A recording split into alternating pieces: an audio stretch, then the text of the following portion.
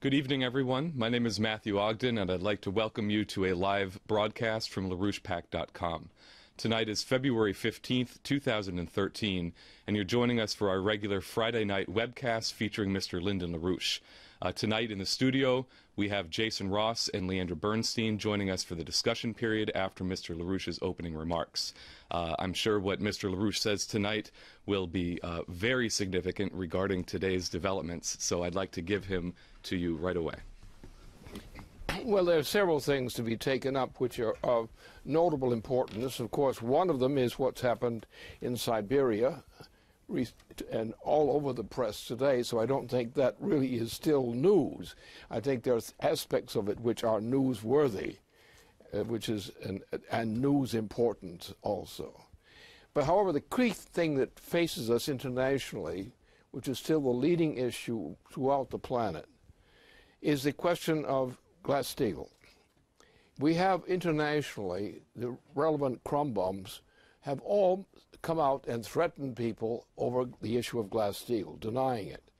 Now, the answer is, if Glass-Steagall were to be prevented from being instituted, the result would be the greatest hatred ever conceived against the people responsible. Because what the cancellation or the prevention of Glass-Steagall would do would cause a general breakdown crisis of the entire Atlantic system. Now, what you've got on why do these idiots do that? Why do these criminals do that? Because their life, their ego, their sense of identity is located in the great speculation which this represents. But we've come to the point that if they should act as they intend to, and I know what they intend to do, anyone should be able to understand what they intend to do. They signaled it clearly to me. And if I know it, I think some other people also know it. That the effect of their putting Glass-Steagall through would be a general breakdown crisis of the entire world system. Now, this would include a step which would be the elimination of Ben Bernanke. Because what they would do is they would not try to bail out Ben Bernanke in his operation. They would do something much nastier.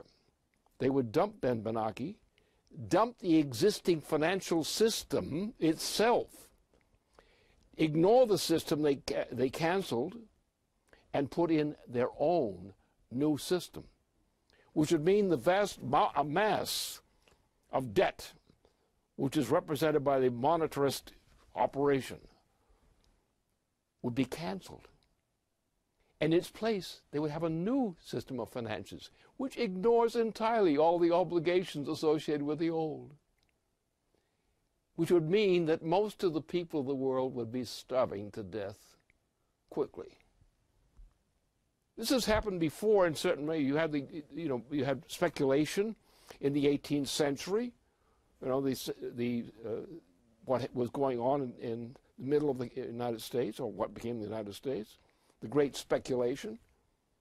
And what happens in a case like this, the amount of debt outstanding on account of this bailout system, a monetarist system, of easing, a financial easing, a monetary easing, it's got to be canceled. So there will be no such money available. There will be no such reserves. What will happen will be an international cabal will create a new system of money, which will be much smaller, much more feasibly handled than the present one. What will happen to all the people who were excluded from the use of this more limited quantity of money? They will starve to death. And that's the intention behind what this President of the United States presently is doing. That doesn't mean he's the author of it. It means what they've signaled, because you cannot possibly pull off what they say they intend to do. There's no way you can bail out this system except by canceling it and putting in an absolutely new one. Now, this has happened before, but on a much more limited scale. So you can imagine the effect that if they proceed with this operation and were to succeed in pushing through the objections to Glass-Steagall and are forced to unleash the debts which they're trying to hide now, it won't work. What they will simply do, have to replace and cancel the debts outstanding now under the present arrangement and come in with much more modest ones, but they pay them to rich people, which means there'll be still less for the people otherwise. This goes together with the Queen's project for reducing the population of the planet from about 7 billion people to the order of 1 billion people. That's exactly what they've planned. And anyone who's going along with this opposition to Glass-Steagall from here on is going to be denounced internationally by me and by others as mass murderers. They'll be the most unpopular people crawling around or slithering around the planet. And that's exactly where we're headed. Now, a lot of people don't want to think of things sometimes that they think are too frightening. They are easily scared. All these pompous asses are easily scared. Just a little whimper of a donkey's bray, and they'll scatter to the winds.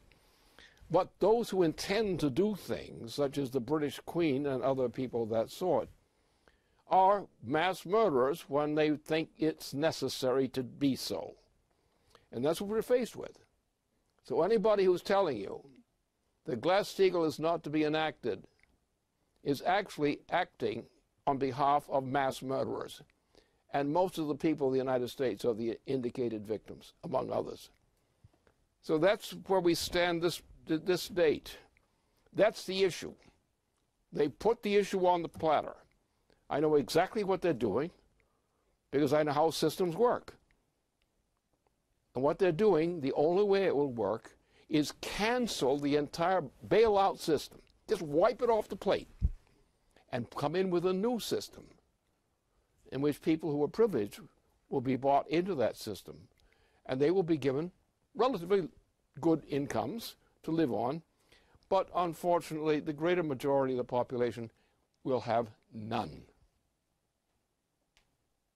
This is the greatest population reduction scheme so far in known history.